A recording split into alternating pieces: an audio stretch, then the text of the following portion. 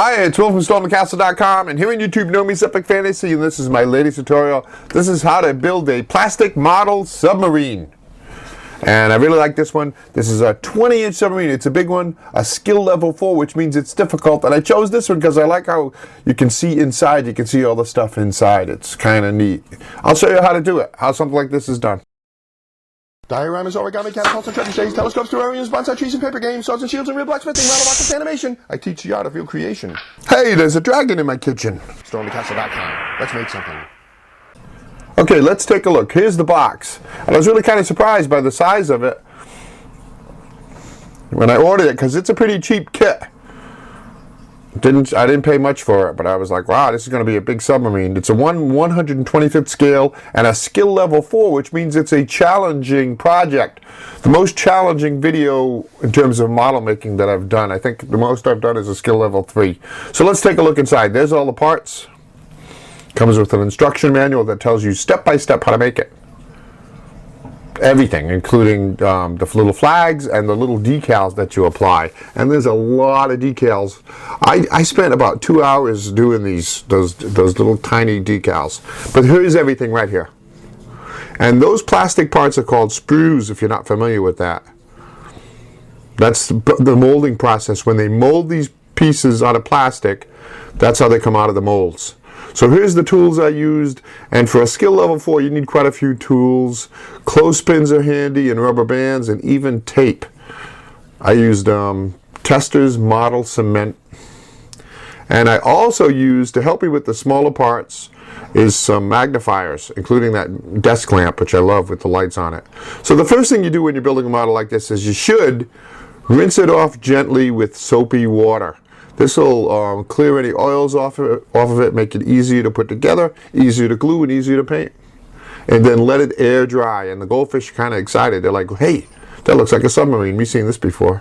But let it air dry or use a fan on it. You shouldn't really try to wipe it dry. You may lose some of the tiny parts. So let's take a look. Something very important when it comes to building a model kit, especially a more complicated one, is flashing. That's all those little excess pieces of plastic. That is also part of the molding process. The plastic will seep between the halves of the mold and cause a little bit of excess. You want to cut that off.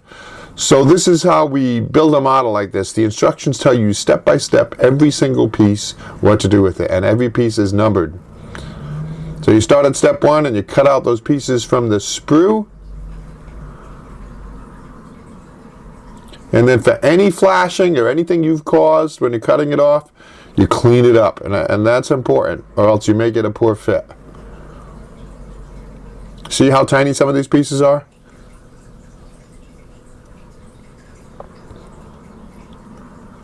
So you simply use your cement, and I'm using the applicator tip, which is really nice. It gives you a finer, a finer bead of glue, and glue it together. And I'm not going to show you all the parts. This model took me literally 20 hours to make. There's a lot of pieces to it, and a lot of small pieces. And like I said, the decals took me a couple of hours. So there you go. You just glue the pieces together as the instructions say, and you end up building for the submarine a bunch of sub-assemblies that go inside the hull. And you'll see how that unfolds. It's kind of interesting. So here's our first sub-assembly. It's the center of the submarine. It's like the center deck.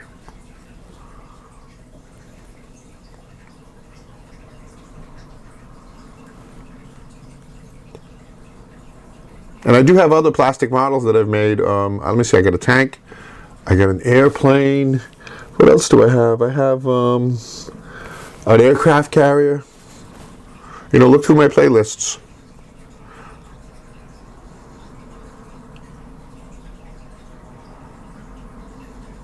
Here's another sub-assembly. This is the front of the sub.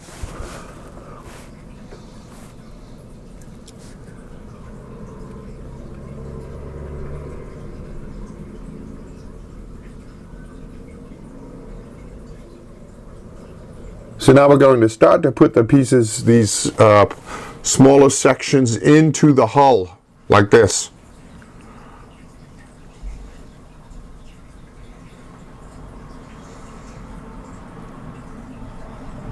And we'll add the engine. Then there's actually 2 engines in this one. We add one now and then we add another one later.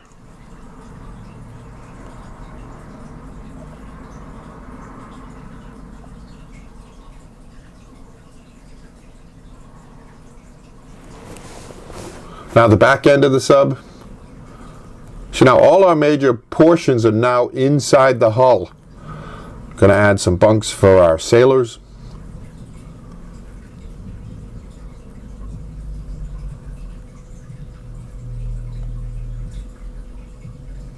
So now you notice I haven't painted anything, and sometimes I paint it ahead of time, some of the pieces ahead of time. This time I wanted to wait to do the painting. So now before we can close it up, we have to paint. So I did the the base painting on the walls, the deck, and I used a plain old acrylic paint, which means 2 layers. Paint a layer, let it dry, then paint another layer so you get a better look. There we go, painted those torpedoes and the little sailors. So all that internal painting I did before we close up the submarine. And also, there's a lot of decals that go inside. It's all the instrumentation inside that sub. So this is at that point now, while I can still reach everything, as I added all those decals. And you'll see there's a lot of them. All the tiny little pressure gauges and stuff. It was kind of crazy. See them all? I like the world map the best. That's the smallest world map I've ever seen there, between those 2 columns. But see all the instruments? You place those decals, you soak them in water, you cut them out of the sheet, soak them in water, and then slide them on. Now we place our little sailors, and there we go. The inside is almost done. Like it. The round portal doors there. It's cool. Fun little submarine. Add the second engine, and we are on our way. So that's all the innards. See it? Isn't that something? I really like it. Now then we put the second half on there. Everything's painted. We can display it. We can look at it. It looks good. Close up the submarine. And I love the opening so you can see everything inside and when it's being displayed. Now the external stuff. Oh, and I used cellophane tape to hold that all together while it was drying. Now all the external stuff. There's a whole bunch of little tiny things, railings and guns and stuff like that. So I added all of that and glued it all on. Even look, the gun and some of it even works like that. The periscope goes up and down. I should have showed you that. And that was it. All the external stuff is done. Add some string. This is supposed to be a wire or a rope on the sub, which is what the real one has. And that's it. Look. The stand and the naming sticker, and our submarine is done. Let's take one more look at it. Fun project.